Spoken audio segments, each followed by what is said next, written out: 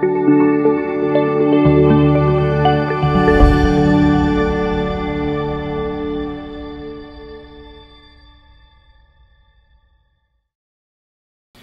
बढ़ते हैं आगे और बात करते हैं बीटा फंक्शन की।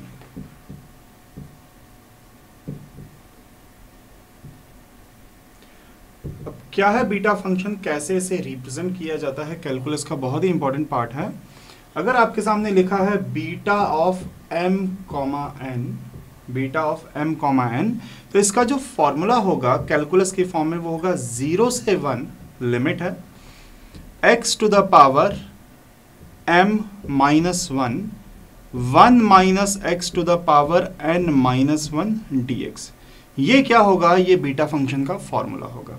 Beta of m comma n किसके बराबर, 0 से 1 लिमिट है x to the power m minus 1 minus x to the power n minus 1। और यहाँ पर क्या जरूरी है कि जो m और n है दोनों ही आपके क्या होने चाहिए, ग्रेटर देन 0 होने चाहिए, मतलब दोनों क्या होनी चाहिए, पॉजिटिव वैल्यूज होनी चाहिए। इसके बाद बढ़ते हैं आगे।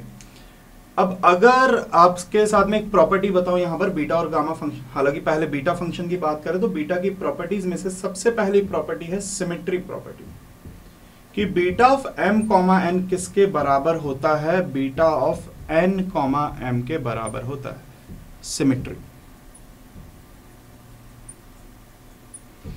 अब कैसे होगा ये beta of m comma n comma m के बराबर कैसे होगा, ये प्रूफ करने के लिए छोटा सा प्रूफ है कि मैं ये जानता हूं कि beta of m comma n किसके बराबर होता है, हमने लिखा भी है 0 से 1 limit x to the power m minus 1 minus x to the power n minus 1 dx। ये बीटा फंक्शन की डेफिनेशन है।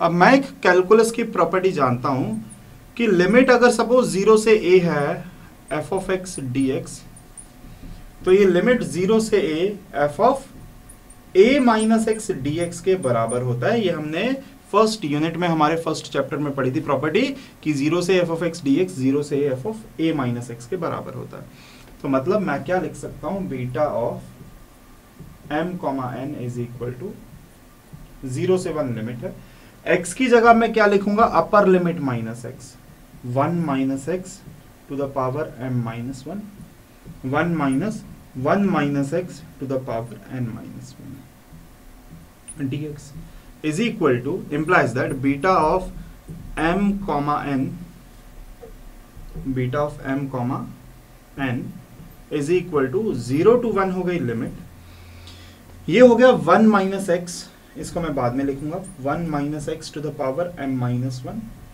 और ये माइनस साइन अंदर मल्टीप्लाई होगा तो 1 से 1 कैंसिल आउट होगा, बचेगा क्या, सिर्फ x to the power n minus 1। अब आप जानते हैं कि अगर x की पावर होती m तो पहले m आता है, फिर 1 माइनस एक्स की पावर n है तो बाद में n आता है, पर ये किसके बराबर होगा, बीटा ऑफ x की जो पावर है n माइनस 1 तो बीटा ऑफ n, फिर 1 माइनस एक्स की पावर m माइनस 1 तो बीटा ऑफ m, इसके बराबर। तो beta of m comma n by definition किसके बराबर हो गया, beta of n comma m के बराबर हो गया। तो हमने प्रूव किया कैलकुलस की एक प्रॉपर्टी यूज करके। तो आपको याद रखना है कि बीटा फंक्शन जो होता है सिमेट्री प्रॉपर्टी को सेटिस्फाई करता है, मतलब beta of m comma n beta of n comma m के बराबर होगा। चलिए बढ़ते हैं आगे। आपसे कहा गया प्रूफ करने को कि beta of m comma n आपको प्रूफ करना है किसके बराबर, limit 0 to infinity x to the power m minus 1 upon 1 plus x to the power m plus n dx proof करना है, जहां पर m और n दोनों ही क्या हैं, ग्रेटर देन 0 है। अब कैसे प्रूफ किया जाए, तो इस केस में पहले तो मैं ये जानता हूं कि beta of m comma n क्या होता है, ये होता है 0 to 1 limit x to the power m minus 1 minus x to the power n minus 1 dx। ये बीटा फंक्शन की डेफिनेशन है। अब मैंने क्या किया, सबसे पहले सब्स्टिट्यूशन किया यहां पर कुछ ऐसा कि put x is equal to 1 upon y plus 1। तो अब देखिए होगा क्या कि अगर मैं लिमिट कैलकुलेट करना चाहूं तो सबसे पहले जब लोअर लिमिट है, जब x टेंड्स टू होगा 0 तो 1 upon y plus 1 implies that y tends to क्या हो जाएगा, इन्फिनिटी, अगर आपने x 0 रखा। और जब आप बात कर रहे हैं x इज इक्वल टू 1 रखा जाए तो जब आप x इज इक्वल टू 1 रखेंगे तो 1 upon y plus 1 implies that y plus 1 is equal to 1, तो y क्या हो जाएगा आपका 0। तो लिमिट भी हम चेंज करेंगे, इन्फिनिटी टू 0 करेंगे। इसके बाद यहां पर भी सब्स्टिट्यूशंस करने हैं, पर उसके लिए जब मैं डिफरेंशिएट करूंगा तो क्या हो जाएगा, dx is equal to -1 upon y plus 1 का होल स्क्वायर dy। ये हमने डिफरेंशिएट कर दिया। क्यों? क्योंकि 1 अपॉन y प्लस 1 को मैं क्या लिख सकता हूं, y प्लस 1 की पावर -1 लिख सकते हैं। तो ये y प्लस 1 की पावर -1 वाला अगर मैं यहाँ पे फॉर्मूला लगाऊंगा तो क्या लगेगा, x to the power n वाला फॉर्मूला कि क्या होता है, पावर आगे आ जाती है, -1 आगे और पावर में एक और रिड्यूस हो जाएगा तो -2 अपॉन में आके स्क्वायर। तो ये बहुत बार हमने किया भी है, तो ये कोई बड़ी बात नहीं करना। अब ये सारे सब्स्टिट्यूशन, पहला तो ये, दूसरा ये, और तीसरा जो है लिमिट, इनको जब मैं यहाँ पे पुट करूंगा तो देखिए क्या बनेगा, मेरा फंक्शन बन जाएगा लिमिट 0 से 1 की बजाय हो चुकी है इन्फिनिटी से लेकर 0। सबसे पहला तो ये x की जगह पर हमें रखना है 1 upon y plus 1 to the power m minus 1, ये हो गया। फिर इसके बाद है 1 माइनस x की जगह फिर से 1 upon y plus 1 to the power n minus 1, इतना हो गया। और साथ में dx की जगह मैं क्या रखूंगा, dx की जगह ये वैल्यू -1 अपॉन y प्लस 1 का होल स्क्वायर dy, इतना हो चुका। अब देखिए, तो चलिए बढ़ते हैं आगे। लिमिट मेरे पास है इन्फिनिटी से 0। अब देखिए यहां पर पावर एक है m माइनस 1 और एक है पावर यहां पर 2, जो y प्लस 1 की पावर्स हैं वो पावर्स क्या हो जाएंगी, आपस में कंबाइन हो जाएंगी। तो 1 अपॉन y प्लस 1 की पावर m माइनस 1 है और साथ में क्या हो जाएगा, +2 हो जाएगा, इतना हो गया। यहां पर जब आप एलसीएम लेंगे तो एलसीएम लेने से हो जाएगा y plus 1 minus 1 to the power n minus 1 upon क्या आ जाएगा, y plus 1 to the power n minus 1, और इनटू में क्या है मेरे पास, अब -1 ही बचा है, बस सिर्फ क्या बचा है, -1, क्योंकि ये वाला -1 इसकी पावर में यहां पे कंबाइन कर चुका हूं। अब इन्फिनिटी टू 0, न्यूमरेटर में मेरे पास बचा हुआ है y to the power n minus 1। Denominator में मेरे पास क्या बचा हुआ है, डिनोमिनेटर में मेरे पास बचा हुआ है y to the power y plus 1 to the power, देखिए पहले तो m माइनस 1 प्लस 2 क्या हो जाएगा, सीधा सीधा ये हो जाएगा m प्लस 1। इसके बाद यहां पर इनटू में एक और चीज है y plus 1 to the power n minus 1, और साथ में क्या था, -1 dy is equal to, minus अगर बाहर आएगा तो लिमिट हो जाएगी चेंज, क्योंकि हमें पता है कि फंक्शंस की जो लिमिट है 0 से a f of x dx किसके बराबर, a से लेके 0 minus f of x dx, मतलब आप अगर लिमिट को पलटते हैं तो साइन क्या आ जाएगा, माइनस का, तो माइनस साइन है तो लिमिट क्या हो जाएगी, चेंज, साइन हो जाएगा पॉजिटिव। तो 0 to infinity y to the power of n minus 1 dy upon, अब देखिए y plus 1 to the power m minus 1 n minus m plus 1 है और n माइनस 1 है, तो +1 -1 भी कट जाएगा। तो मेरे पास अब जो फाइनल वैल्यू निकल के आ रही है, जो कि मैं यहां पर लिख देता हूं, मेरे पास निकल के आ रही है लिमिट 0 से लेके इन्फिनिटी, इसके बाद y टू द पावर है n माइनस 1 dy अपॉन, और साथ में y प्लस 1 की पावर क्या हो जाएगी, y प्लस 1 की पावर हो जाएगी m प्लस n, इतना हो गया। अब मैं ये जानता हूं कि अगर कोई फंक्शन है, कोई भी फंक्शन है, integration of f of x dx किसके बराबर होता है, integration of f of y dy। ये हमारी प्रॉपर्टी है कैलकुलस की, तो मैं चाहूं तो y को x के साथ रिप्लेस कर सकता हूं, जो कि करना जरूरी है। तो ये हो जाएगा 0 टू इंफिनिटी, ये हो जाएगा x to the power n minus 1 dx upon x to the power, sorry x plus 1 to the power m plus 1 m plus n, इतना हो गया। पर अगर मैं जो प्रूफ करने को कहा गया था उस पर ध्यान दूं तो पावर में m माइनस 1 था, पर हमारा पावर में क्या आ रहा है, n माइनस 1 आ रहा है। तो मैं एक और प्रॉपर्टी यहां पर लगा दूंगा, बीटा फंक्शन की सिमेट्री प्रॉपर्टी, कि अगर ये beta of m comma n है तो मैं beta of n comma n निकाल लेता हूं, क्योंकि सिमेट्री प्रॉपर्टी के according beta of m comma n किसके बराबर होता है, beta of n comma m के बराबर होता है। मतलब मैं n की जगह m और m की जगह n से रिप्लेस कर सकता हूं सिमेट्री प्रॉपर्टी के अकॉर्डिंग। तो हो जाएगा 0 टू इंफिनिटी, जहां n है वहां पर आ जाएगा m, तो x to the power m minus 1 dx। और यहां पर अगर आप m और n को रिप्लेस भी करते तो सेम ही रहेगा, तो x plus 1 to the power m plus n। ये इस क्वेश्चन का क्या निकल के आ गया आंसर। आपको यही प्रूफ करने को कहा गया था, तो मैंने कैसे किया, मैंने इंटीग्रेशन में यहां पर क्या किया, सब्स्टिट्यूशन किया, x is equal to 1 upon y, dx is equal to minus 1 upon y plus 1 का होल स्क्वायर। ये सब्स्टिट्यूट करेंगे, लिमिट भी आपकी चेंज हो जाएगी, लिमिट इन्फिनिटी टू 0। बाकी इंटीग्रेट नहीं करना, सिंप्लीफिकेशन करना। y प्लस 1 की पावर्स क्या हो जाएंगी, सारी की सारी पावर्स कंबाइन हो जाएंगी, डिनोमिनेटर में m प्लस n बचेगा। फिर हमने कैलकुलस की प्रॉपर्टी लगाई कि f ऑफ x और dy बराबर f ऑफ y dy बराबर f ऑफ x dx। इसके बाद बीटा फंक्शन की सिमेट्री प्रॉपर्टी अप्लाई कर दी, तो जो n था वो किसमें, m में चेंज हो जाएगा। तो ये इस क्वेश्चन का सॉल्यूशन है। चलिए बढ़ते हैं आगे और बात करते हैं बीटा फंक्शन के एक और फॉर्म के बारे में, ट्रिग्नोमेट्रिक फॉर्म के बारे में, कि beta of m comma n किसके बराबर होगा, twice of 0 to pi by 2 limit sine to the power of 2m minus 1 sine to the power of 2m minus 1 of x into cos to the power of twice of n minus 1x dx। आपको ये proof करना है, beta function का trigonometric form है, ये भी use होता है क्वेश्चंस में।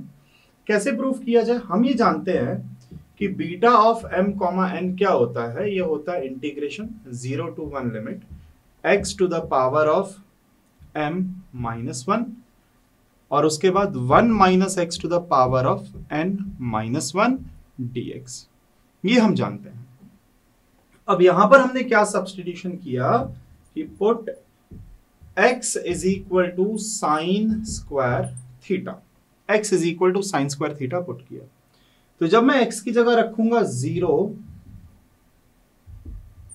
तो थीटा आ जाएगा 0, पर जब मैं x की जगह रखूंगा अपर लिमिट 1 तो साइन की वैल्यू 1 कब होती है, theta is equal to pi by 2 पे। तो लिमिट तो हमने निकाल ली, 0 से पाई बाय 2 हमें चाहिए थी। अब इसके बाद अगर x is equal to sine square theta है तो dx इज इक्वल टू क्या होगा, dx is equal to 2 sine theta और साइन थीटा का डिफरेंशिएशन कॉस थीटा, थीटा का डिफरेंशिएशन डी थीटा। तो मैंने साइन स्क्वायर थीटा को डिफरेंशिएट किया तो 2 sine theta cos theta d theta हो जाएगा। सारे के सारे सब्स्टिट्यूशंस अब आप कीजिए, तो मेरे पास क्या निकल के आ जाएगा, beta of m comma n is equal to, limit हो गई है 0 से पाई बाय 2, x की जगह हमें रखना है sign square theta two the power of m minus 1, 1 minus x की जगह 1 minus sine square theta two the power of n minus 1, dx की जगह 2 साइन थीटा कॉस थीटा और डी थीटा। इतना हो गया मेरे पास फंक्शन। तो beta of m comma n 0 से पाई बाय 2 लिमिट, अब आप जानते हैं कि पावर चली जाएगी, मल्टीप्लाई हो जाएगी, तो ये हो जाएगा साइन की पावर कितना, twice of m minus 2, m minus 1 क्या होगा, m माइनस 2 होगा। भाई 2 तो दोनों में मल्टीप्लाई होगा, m में भी होगा माइनस 1 में भी, तो m minus 2 theta. 1 minus sine square theta मैं जानता हूं क्या होता है, कॉस स्क्वायर थीटा की पावर है n माइनस 1 और 2 sine theta cos theta d theta is equal to, limit है 0 से पाई बाय 2, साइन की पावर है twice of m minus 2 theta, twice of m minus 2, साथ में क्या लगेगा, थीटा है एंगल। अब cos की भी पावर 2 मल्टीप्लाई हो जाएगा, तो ये क्या हो जाएगा, cos to the power of 2n minus 2। अब बचा है मेरे पास 2 साइन थीटा कॉस थीटा अभी भी। अब आप देखिएगा क्या हो जाएगा इसमें, 0 से पाई बाय 2 लिमिट है। अब ये जो 2 है ये बाहर आ जाएगा, सबसे पहला काम। अब साइन की पावर जो है एक यहां है और एक यहां है, तो साइन की पावर z हो जाएंगी। साइन की power 2m minus 2 plus 1 theta, वैसे ही cos की power 2n minus 2 plus 1 theta D. तो अगर आप ध्यान दें इस बात पर, 0 से पाई बाय 2 लिमिट तो है, साइन की पावर क्या हो चुकी है, twice of m minus 1 theta, cos की पावर भी क्या हो जाएगी, twice of n minus 1 into theta, और साथ में क्या लगेगा मेरा, साथ में लग जाएगा डी थीटा। और यही तो हमें क्या करना था, प्रूफ करना था। अच्छा, अब यहां पर x है और यहां पर क्या है, थीटा है, तो हम ये जानते हैं, चेंज कर सकते हैं, हम ये जानते हैं कि f ऑफ x dx का integration f of theta d theta के बराबर ही होगा। तो मैं थीटा को x के साथ रिप्लेस कर सकता हूं, तो मेरे पास जो चीज निकल के आएगी, थीटा को x के साथ रिप्लेस कर देंगे तो यही चीज प्रूव हो जाएगी, लिमिट हमारी सेम रहेगी। तो क्या करना था, substitution x is equal to sine square theta रखना था, लिमिट उसके अकॉर्डिंग बन जाएगी। dx to sine theta cos theta रखेंगे, पावर्स को कंबाइन कर देंगे, पावर्स आपस में ऐड होंगी तो अपने आप ही जो चाहिए वो प्रूफ हो जाएगा, बस थीटा को आप x के साथ रिप्लेस कर सकते हैं। चलिए बढ़ते हैं आगे और बात करते हैं गामा फंक्शन की। गामा फंक्शन, गामा फंक्शन को रिप्रेजेंट कैसे किया जाता है, सपोज अगर आपसे कहा जाए कि find the value of gamma n, तो इस तरीके से लिखा जाता है गामा n। ये रूट नहीं समझना इसको, रूट में यहां पर इस तरीके से भी बना होता है, पर गामा n, तो गामा n का जो फॉर्मूला होगा वो होगा integral of 0 to infinity limit e to the power minus t to the power n minus 1 dt, where n is greater than 0। तो ये हमारा गामा फंक्शन का फॉर्मूला है। अगर आपसे कहा जाए कि find the value of gamma of 2, तो आप क्या करेंगे, n की जगह 2 रख के आप उसे इंटीग्रेट कर देंगे। एग्जांपल में आपको समझाता हूं कि आपसे कहा जाए गामा 2 आप कैलकुलेट कीजिए, तो आप क्या करेंगे, 0 से इंफिनिटी आपकी लिमिट हो गई e to the power minus t to the power 2 minus 1 dt, कितना हो जाएगा, 0 to infinity e to the power minus t, और ये हो जाएगा सिर्फ t dt। अब आप यहां पर क्या अप्लाई करेंगे, यहां पर आप इंटीग्रेशन बाय पार्ट्स अप्लाई करेंगे।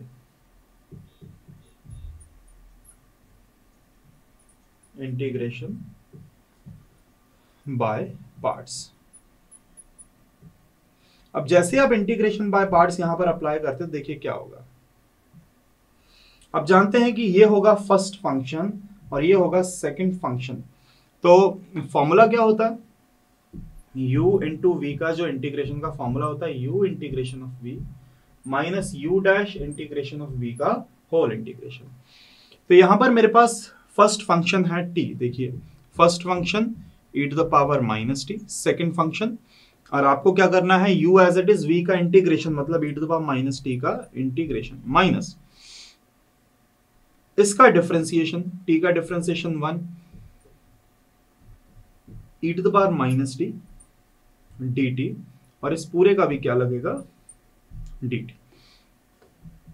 तो t e to the power minus t का e to the power minus t upon minus 1 minus ये हो जाएगा e to the power minus t upon minus 1, पहले एक बार इंटीग्रेट हो गया, अब डबल इंटीग्रेट करिए इसको, तो माइनस तो बाहर चला जाएगा, तो मेरे पास क्या निकल के आ रहा है, t e to the power minus t, minus sine आगे आ गया ये वाला, और फिर ये माइनस माइनस प्लस में कन्वर्ट हो चुका है, और e to the power minus t का e to the power minus t upon minus 1। अब लिमिट लगाइए, लिमिट क्या थी, 0 से लेके इन्फिनिटी। अब आपको जो बात समझनी है वो ये है कि ये जो t e to the power minus t है, बहुत ज्यादा जरूरी है समझना, t e to the power minus t ये 0 हो जाएगा, चाहे लिमिट आपकी 0 हो या लिमिट आपकी इन्फिनिटी हो, इसकी वैल्यू 0 ही निकल के आएगी। अब आप कहेंगे सर कैसे, कि t e to the power minus t कुछ नहीं है, ये t upon e to the power t होता है। अब आप यहां पर चाहे t की जगह 0 रखिए, चाहे आप यहां पर देखिए 0 रखेंगे तो 0 तो डायरेक्ट हो गया, 0 upon e to the power 0 तो 1 होता है, तो 0 अपॉन 1 हो गया। पर अगर आप इन्फिनिटी रखेंगे तो इन्फिनिटी अपॉन इन्फिनिटी का बनेगा फॉर्म, और इन्फिनिटी अपॉन इन्फिनिटी में आप एल हॉस्पिटल रूल अप्लाई करेंगे, मतलब 1 upon e to the power t। अब आप अगर t की जगह इन्फिनिटी रखते हैं तो समथिंग अपॉन इन्फिनिटी भी क्या होता है, 0। तो मैंने क्या कहा कि ये जो वैल्यू है दोनों लिमिट के लिए, 0 के लिए इन्फिनिटी के लिए, दोनों के लिए 0, तो ये तो देखने की जरूरत है नहीं। बात आ जाती है सिर्फ इसके ऊपर, e to the power minus t। अच्छा, अपॉन में क्या है, माइनस 1 भी है, तो अपर लिमिट रखेंगे तो हो जाएगा 0, क्योंकि e to the power minus infinity क्या हो जाएगा 0, तो बचेगा क्या माइनस, लोअर लिमिट रखूंगा तो e to the power of 0 upon -1, तो कुल मिला के anything to the power 0 is equal to क्या होता है 1।